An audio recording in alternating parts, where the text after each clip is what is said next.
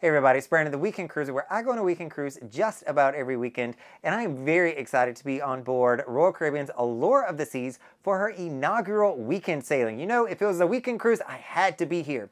But today, I want to talk to you about the stateroom that I am staying in on board the Allure of the Seas. It is the Boardwalk Balcony stateroom 11723.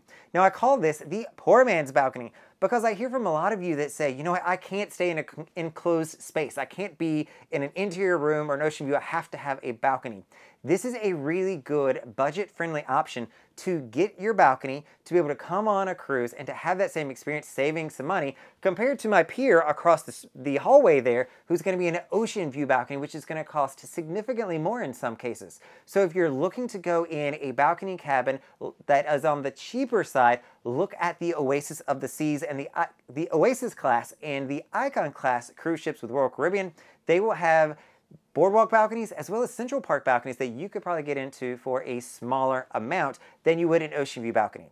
So let's go on and get in and talk about what you're going to get if you do decide to take a Boardwalk balcony so that you'll see if this is a good fit for you. All right, so welcome to the outside of 11723, a Central Park balcony here on Royal Caribbean's Allure of the Seas.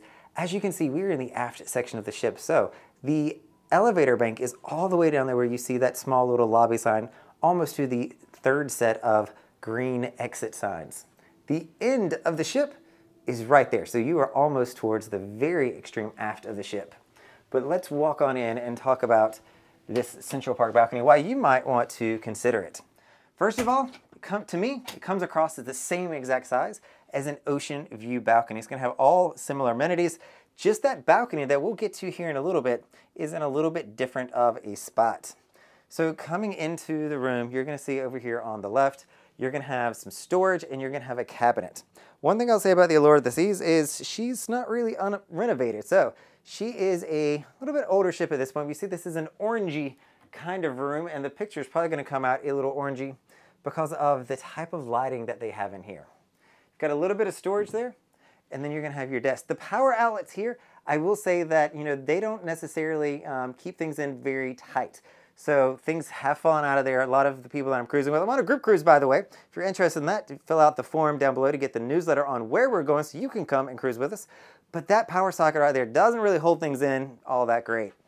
You're also going to have your hair dryer over here and some cabinet space that you can utilize as well. If you need a chiller, when you open the door up, your refrigerator is going to open, or your chiller. It is not a refrigerator. It's what the little sticker right there says. This is also one of the downsides of putting in hardwiring something that is going to age. Nobody has iPods anymore that are going to fit in the chargers here. So I don't think anybody's really using the alarm clock there. Most rooms don't even have anything like that on cruise ships these days. You're also going to have your TV that is going to pivot. So depending on where you want to be watching it from, you can do that. And a little bit of storage up above as well. That's where I keep my mixers and elixirs. Coming over to the bed. So the bed here is super comfortable. One thing that I appreciate about Royal Caribbean is that they give me normal size pillows, king size pillows actually. And because I'm staying at hotels these days and they're giving me these quarter pillows that just do not cut it. So super glad that we always have fantastic pillows here. And you're gonna have nightstands on each side, and you've got these reading lights up above as well. They're not as focused as some of the other ones, but they are not horrible either. You're gonna have light switches so you can turn on and off the lights that you see above the picture here. They are kind of your, I call them night lights. They're not really bright at all, but they do provide some decent light if you're getting ready at night. But a good feature that they started doing on the Oasis Class is you cannot quite see it, but down below here, you're gonna find that there is a power outlet behind your bed. Now I've got my 10-foot cord plugged into here, but in order to get to that, you have to get on your hands and knees, pull up the bed sheet, and then you'll be able to find the power outlet. But I assure you it is there. You can also see that I have moved my telephone because I wanted more space up above, and I like rearranging sometimes. You're going to have a couch here too, so if you want to take a nap over here, throw a pillow, it sleeps pretty good as well. And you're going to see a little bit of deterioration on the edge here, just where people have sat, but nothing that I think is going to change your experience of how you're enjoying this cruise ship. You've also got my bag that's been delivered from the Crown and Anchor Society thanks to my status here, but let me show you the closet here. I think I got my bag in the way. So you've got a decent closet. It's going to go on both sides. I saw this on MSC for the first time last week on their seaside. But it opens over here, and the couch does get in the way a little bit, so it depends on how you open it. But one thing that I just learned about, I was seeing this switch up here, but if you throw your closet door, hold on, didn't do it that time, probably because of my bag. There we go. It's going to catch and close for you, which I just thought was super cool, a nice little invention for us. You're going to have a place that you can store your pamphlets and documents over here. I think that that is a thing of the past. And there's two random hooks way up here. I don't know what this section used to be, if there was something that they kept there or not, but it is not there anymore. Let's show you where we are on the ship. I always think this is nice. So when I say we're in the aft section of the ship, we are in the aft section of the ship. We are pretty far back. There's only about 4 staterooms between us and the end of the ship there, here on the 11th floor. Coming into the bathroom. This bathroom is a little bit disappointing to me. It's a good size.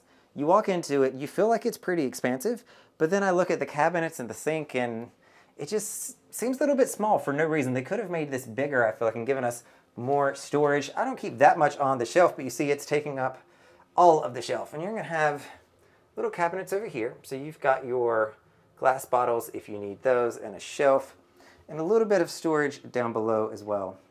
The shower here is a normal Royal Caribbean shower. So it is going to have the all-in-one body wash. So if you want hair, conditioner, body wash all in one, that's going to be in the tub there. I recommend bringing your own. I just don't think it's super good. Temperature's been good. Pressure was a little light in this one.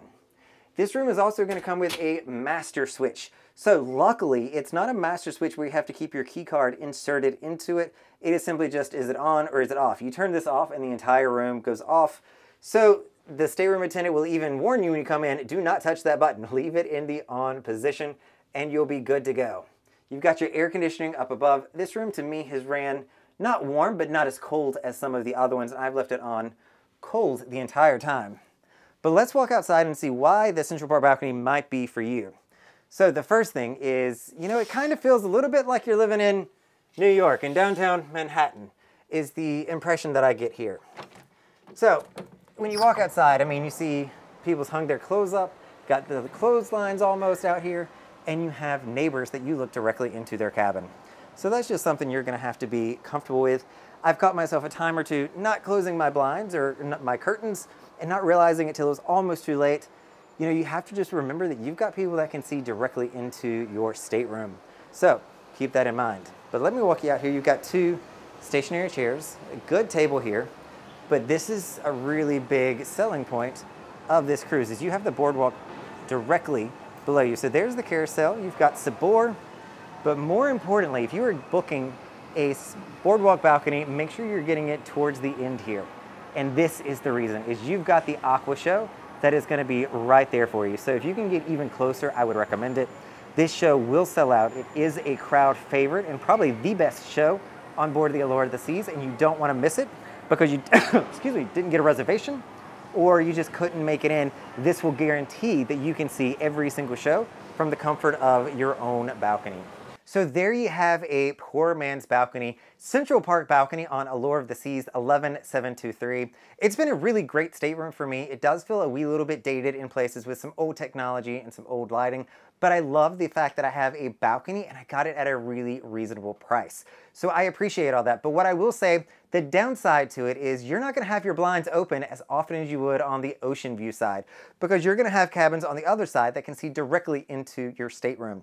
This may not be the case, so the people in the ocean view on the other side, they're looking directly at Liberty of the Seas today as we're in Coco Cay. So you can see the other ship right there. That's kind of what this feels like, is if there's a ship on the other side of the pier, the entire cruise looking into your room. So just be conscious of the fact that you're going to have neighbors you're going to be able to see in, but for most of us, that's not going to be a problem majority of the day. And if you book even closer to the central part of the ship, so not down here at the end where I am by the Aqua Theater, you're also going to have more shadows and less light that'll have the ability to come in. So again, another reason, if you're going to book the Boardwalk Balcony, I would highly recommend you looking towards the aft section of the ship. Yes, it's going to be more of a walk if you need to get all the way to the forward section, but I think it'll be well worth it. All right, everybody, this is Brandon, the Weekend Cruiser, hoping to see you enjoying your poor man's balcony on Royal Caribbean's Allure of the Seas.